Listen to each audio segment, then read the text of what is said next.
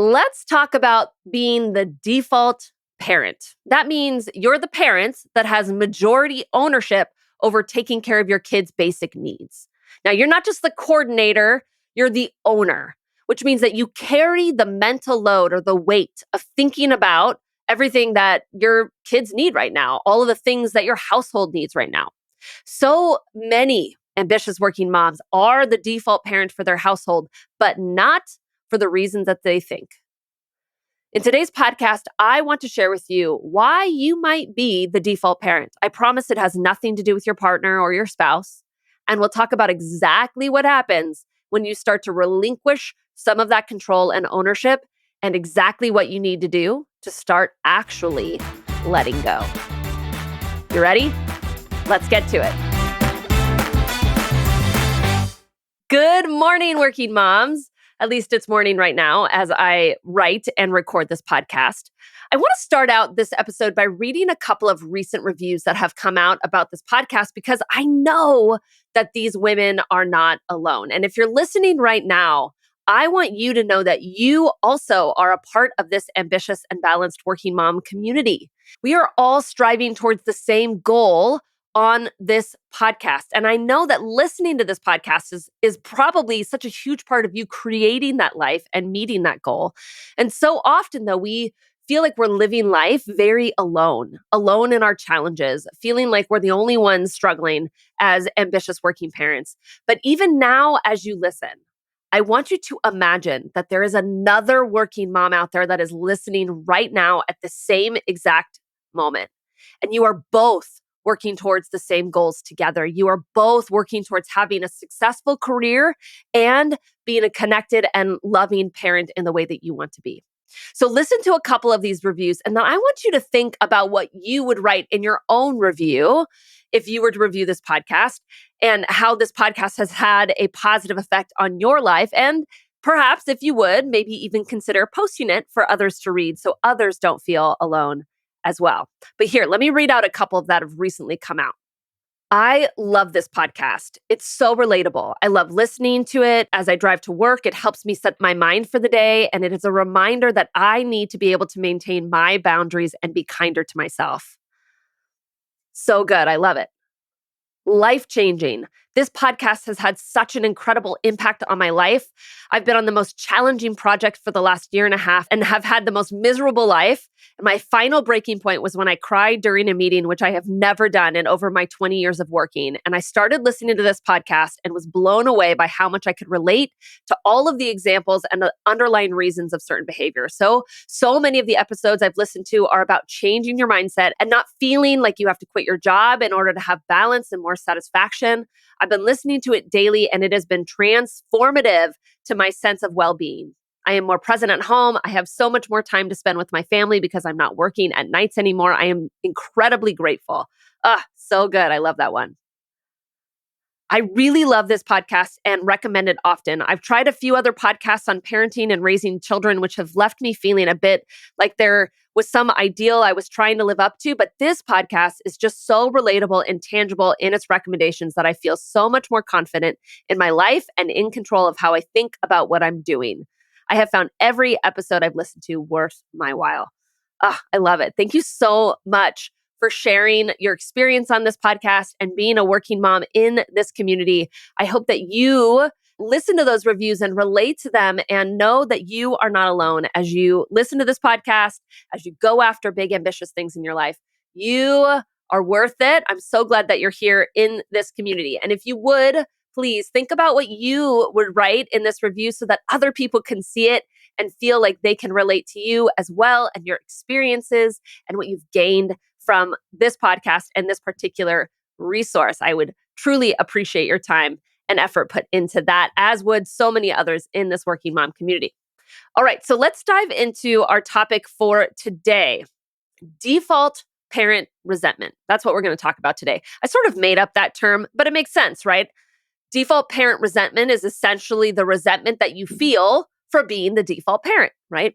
Not all of my clients would say that they're the default parent, but a majority of them, right, would identify themselves in that way.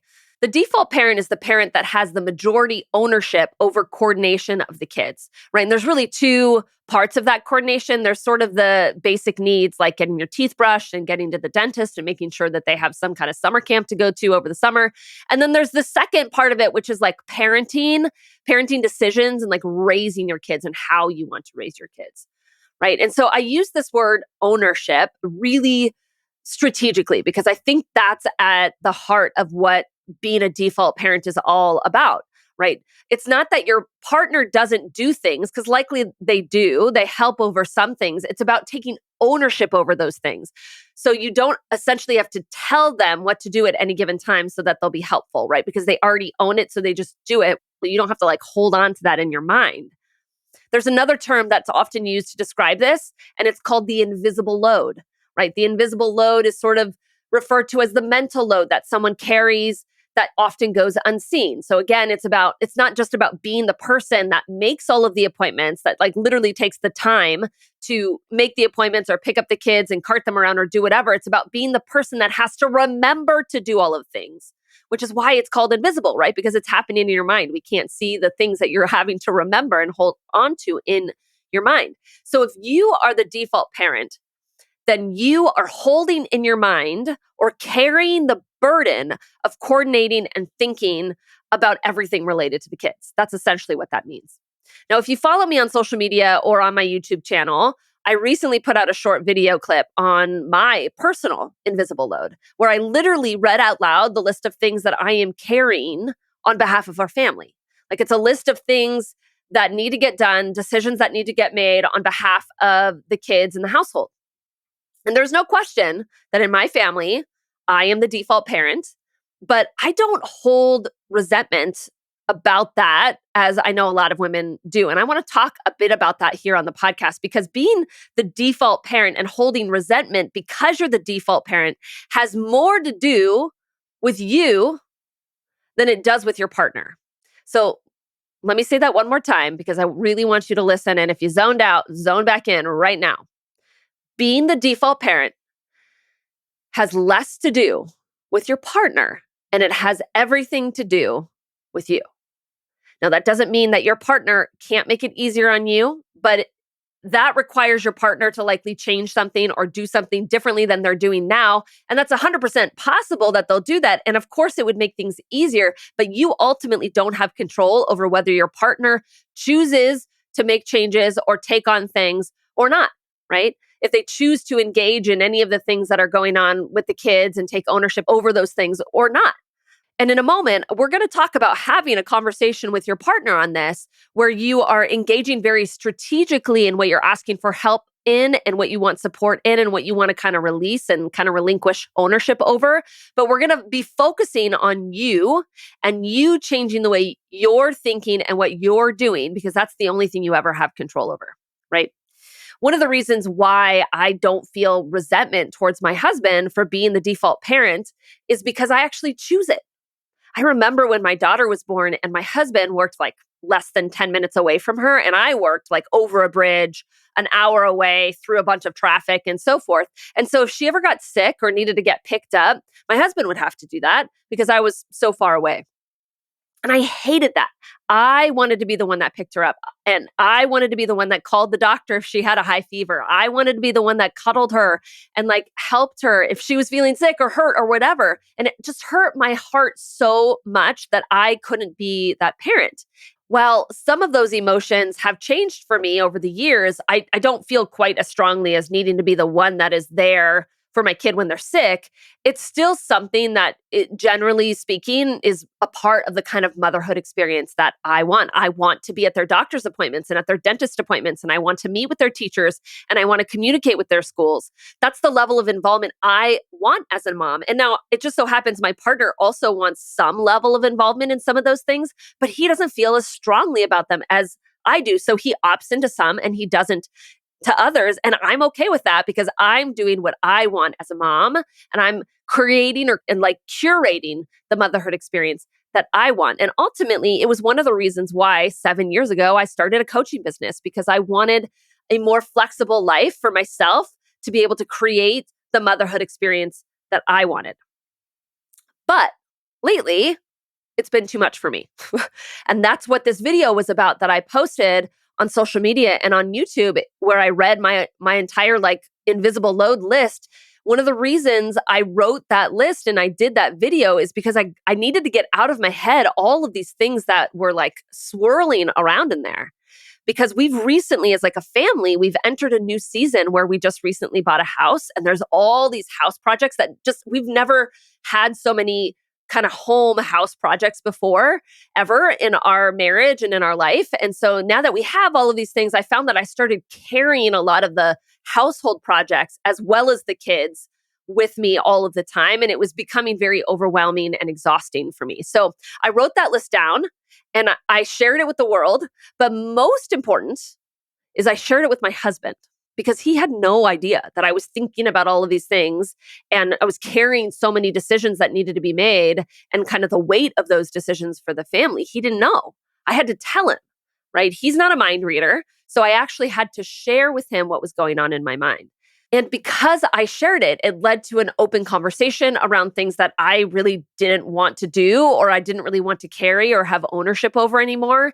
And I literally wanted to transfer that ownership out of my mind and into his mind, right? So he would take over the research or the decision making or think about the timing of it or how it was going to fit into our budget, everything that was related to it. I literally wanted to take ownership out of me and put it in him. And that was the way we would talk about it. I said, I'm relinquishing ownership. Like it's all on you if this happens or it doesn't happen, right? That was the way we actually ended up having this conversation. Now, being the husband that he is, he actually initiated the conversation after I sent him this list. And I just kind of want to give him a little shout out here, a little love to my husband because he is an amazing human being and an amazing partner. I can't imagine being married to anyone else, but he took my list and without telling me, he put it all into an Excel spreadsheet and he marked off what he was going to do or what he thought would be the best things for him to like take ownership over. And essentially, he just went through this list and said, well, I'll take this and I'll take this and I'll take this and so forth. And some of them had question marks, like he wanted to talk about them, but it was so special and so loving for him to be able to respond in that. And I just wonder how many of our husbands or spouses or partners out there, if they knew what was going on in your head, would gladly take some of those things off of your list, right? Would gladly take some of the ownership. Marriage is a team sport, right? And sometimes you got to tag your partner in to get into the ring and you go sit on the bench for a while. And I find that our husbands aren't ready to jump off of the bench and get in the ring. It's that the women aren't willing to sit out. Now, I know that I am generally speaking very generally here, right? I'm universally talking about this, and this doesn't apply to absolutely everyone, but I have spoken with thousands of working moms over the last 7 years, and I have taught and spoken in front of thousands of women, and I know one of the qualities of being an ambitious person is that you don't want to get benched. Right? You have a really high capacity to do a lot of things and to do a lot of things well. And it's very difficult to relinquish that control and sit down. But that ambition has an unhealthy side. And then that unhealthy side makes it really difficult to let go of control and to let go of ownership and to delegate, not just with your partner, but at work too. So most of the time, people want to help. And they're willing to help and they want to be given the opportunity to help. And I have no doubt that your partner, at least on some level, wants to do that too, but it takes you speaking up and letting go. Now, even if my husband had not initiated that conversation and created a spreadsheet and broken this all down, I would have initiated a conversation. Probably not right then and there because I literally had texted him this list where he had to like scroll through my text. He said, I just kept scrolling and I kept scrolling and there was just more and more and more. So I wouldn't have initiated it right there, but maybe later in the evening or within a next couple of days, I would have initiated this conversation about the things that I wanted to keep on the list and the things that I wanted to maintain ownership over and the things that I really wanted to let go of. So let's talk for the remainder of this podcast around the response that your partner, spouse could have to this, right? There's really only three ways essentially that they can respond. They can either say, well, I don't want to do those things either, right? That's one response. So neither one of you want to take over the things that you don't want to do. They could have the response, I will take some of these things on.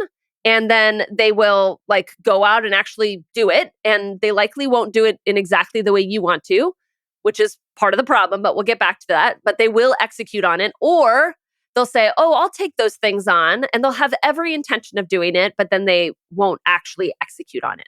Okay. That's really the only three options that are out there. Now, let's talk about each one of these.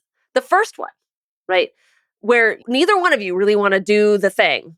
This is where you need to put financial resources to those tasks, right? Delegate them outside of your family. Hire somebody else to do it, whether that's a handyman or a nanny or a meal service or a household organizer of some kind. Those are getting really popular these days. But spending your resources on the things that neither one of you want to do, that's the best use of your money. Okay.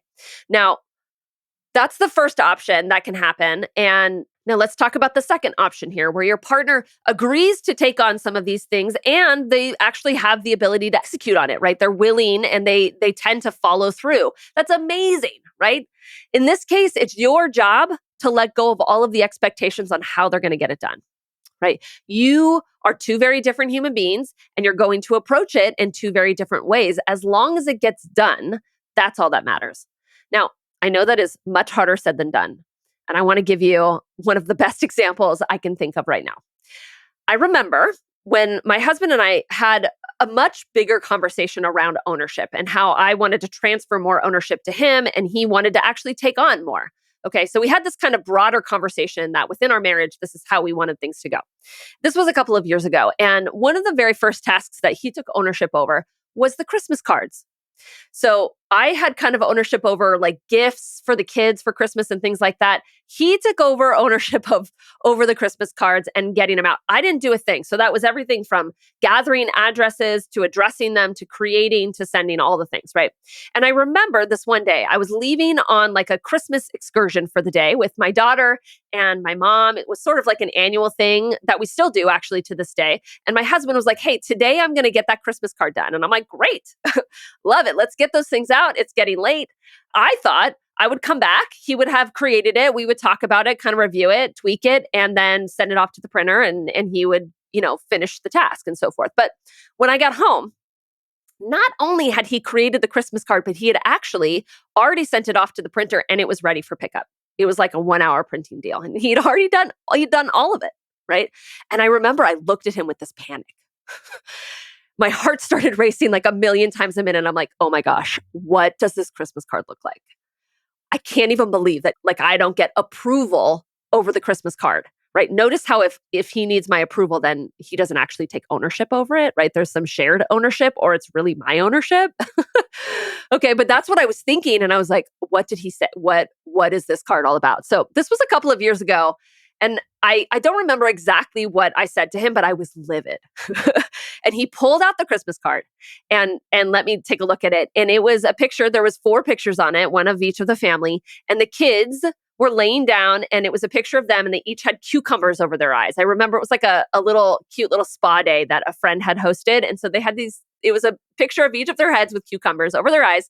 And then my husband and I earlier that year had gone on like a spa weekend and we'd each done a mud bath. And so it was a picture of us in the mud bath with like towels over our heads or something like that, or a towel across my face. I don't remember, something along those lines. It was not the Christmas card that I would have ever chosen or the pictures that I would ever want. And the caption was, "We slayed 2021," which is very funny. It's very clever. It's exactly what I would expect out of my husband and his humor. And 2021 was a terrible year for so many people because of COVID. Like it was very funny. And it was not what I would have done if I would have taken ownership over the Christmas card. And so I had all of these big feelings that came up because he had done all of this and because he's different than me and he chose to do things differently than I did. And it was my job to like let all those feelings come up and then to let them go. And when we talk about letting go, that's really what we're talking about letting go of. It's letting go of the big feelings that are bound to surface when a different human being does something different than you. Here's the thing though. There's a lot of big feelings that come up if you continue to take ownership over absolutely everything. right? You're feeling big feelings now if that's where you're at. You're feeling overwhelmed, you're feeling exhaustion, you're feeling stress, you're feeling resentment, all because you're the default parent that has ownership over everything, right? Those are big feelings too. There are also big feelings when you transfer ownership to someone else that's going to do things differently than you, right? That's when you're going to feel perhaps a little anxiety. For me, I felt some lividness in there. I felt very angry. I felt anxious about how people were going to respond. There were some big emotions there as well. There are big feelings when you transfer ownership to someone else that's going to do things differently than you, right? Just like I was feeling those big feelings when I saw how he executed upon the Christmas card. But only one set of those big emotions is actually paving a path to balance. I talk about this a lot with my clients because going after an ambitious and balanced life, there's two goals. There is the goal to remain ambitious and successful in your career, and simultaneously, there is the goal to feel balanced and calm and in control. And if you want both of those things, likely you're going to have to change some things and do it differently than what you're doing today. You're going to have to relinquish control. You're going to have to say no. You're going to have to let your house be messy. You're going to have to be okay with only being 75% prepared most of the time, right? You're going to have to change some habits, some behaviors. It's going to be hard. And there's going to be a lot of big feelings in the process of you doing that. Feelings of potential failure, feelings of inadequacy, feelings of being not enough. 100% those emotions are going to come up. Those are the ones that come up with my clients all of the time. It's the territory if you're going to change things, right? But what I like to remind my clients of is that doing it all and saying yes to absolutely everything and not having any boundaries and not really controlling your time, those things come with pretty big feelings too, right? And learning how to name and process and let go of your emotions is one of the key things that we do in coaching to help you maintain control, because a big feeling is usually the only thing that ever gets in the way of you following through with your new habits and new behaviors and letting go. And in coaching, I teach you exactly what you need to do, like step by step, in order to do that. Because those big feelings are going to come up, whether things remain the same or if you change them. But changing them is actually going to get you closer to the goal, right? Okay, so we've talked about what to do if neither one of you want to take ownership over some of these things on your list. We've talked about what to do if your spouse says that they will take ownership and then they execute in ways that are different than you. And now let's talk about the third option. Your partner, your spouse, your husband agrees to take on parts of the load, but they're terrible at execution of it. Likely they have a habit of this, right? They're like, oh yeah, I'll get to it. And they have every good intention. Like, you know that their heart's in the right place, but it's just that they forget, or they don't have great work ethic, or it doesn't become a priority for them, or other things get in the way, whatever it is, right? And as an ambitious woman, what happens is you just take it back. You're in a habit of taking it back. And this is where a lot of resentment builds up for women, right? Their partner, for whatever reason, doesn't follow through with the things that they say they're going to. And so now they feel stressed and they are carrying this invisible load, and they feel resentful for having a partner that doesn't share that load or doesn't seem to be capable of sharing it with them. So I'm going to tell you what you're going to need to do. It's not going to be easy. It's going to sound simple, but it's not going to be easy. Here it is. You need to let your partner fail. And when they do, because whenever somebody is trying to do something that they've never done before, of course, they're going to fail. Your job is to process all of those big feelings that come up when it happens, right? Just like we were talking about before. Big feelings are going to happen when your partner fails. That's okay. It's your job to learn how to let them fail and then to process all of the feelings that come up with it. It's not easy to let people fail, whether we're talking about your spouse or someone on your team, right? Particularly when you know that you're very capable of doing it and you have a skill set to do it. To relinquish control to someone else, where inevitably they're not going to do it as well as you, particularly right out of the gate, right? Essentially, they're going to fail. That's difficult. But this is the long game. This is where you are teaching other people how to do what you do. And the fastest way for them to learn is through trial and error. Let me give you an example of this. My husband has ownership over making sure my son is prepared for his baseball practice that happens on Mondays after school. That includes getting all of his gear together, everything he needs, and making sure he has all of it. He has total ownership over it, right? I have none of it. So today, I saw him preparing some snacks in the kitchen before the kids went off to school and so forth. And I thought to myself, oh my gosh, I've already gotten their snacks. They're in their backpacks. And so I'm like, hey, I already prepared snacks. You don't need any of those. He was like, no, I need them for after school. Because every time I pick up the kids to go to baseball practice, they're hungry and they don't have any food. And we're like 6 weeks in. And so he's just figuring out what I need to do is I need to pack a snack for them so that they stop complaining. But it's taken him 6 weeks of the kids being grumpy and tired and saying that they're hungry for him to remember to pack a snack along with packing all of the other gear. Now, if I just kept reminding him, if I had ownership over that and I just kept reminding him, hey, don't forget the snack, don't forget to pack the thing and don't forget to pack the snack and don't forget his baseball cap and everything he needs, right? His brain would never actually take ownership over it. It would be depending on my brain to remind him. And so he would never learn. And so then all of a sudden it would be partially my fault if he forgets the snacks and the kids are grumpy or if he forgets what the gear or whatever it is. And I don't want any of that. He has to take ownership over packing the bag, which now includes packing the snack. And it's just taken him some trial and error. That trial and error being actually the kids being just really upset and grumpy when he picks them up from school. And in order for his brain to now remember, this is what I need to do. And I guarantee he'll never forget now. He will always pack a snack from here on out because now his brain remembers and has taken full ownership over the snack along with the bat and the glove and everything else that he needs to do, right? Transferring ownership over the things that you mainly think about and that are on your mind and then transferring them to your partner or somebody else in your team, it's going to require them to fail a bit. You're going to have to communicate expectations, get on the same timeline, and then let them figure it out.